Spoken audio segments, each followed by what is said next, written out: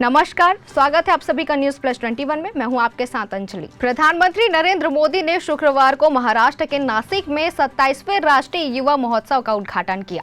स्वामी विवेकानंद की जयंती पर हर साल आयोजित होने वाले इस महोत्सव में देश भर से हजारों युवा पहुंचे।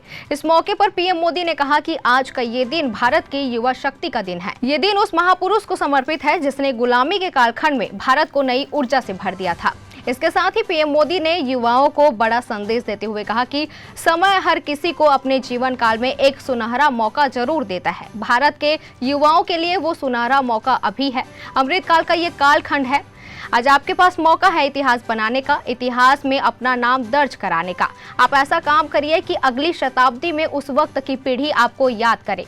मोदी ने कहा कि आप अपने नाम को भारत और पूरी दुनिया के इतिहास में स्वर्ण अक्षरों में लिख सकते हैं। इसलिए मैं आपको 21वीं सदी के भारत की सबसे सौभाग्यशाली पीढ़ी मानता हूँ। प्रधानमंत्री ने कहा कि अगले 25 वर्षों का ये अमृत काल आपके लिए कर्तव्य काल भी है। जब आप अपने कर्तव्यों को सबसे ऊपर रखेंगे तो समाज भी आगे बढ़ेगा और देश भी आगे बढ़ेगा।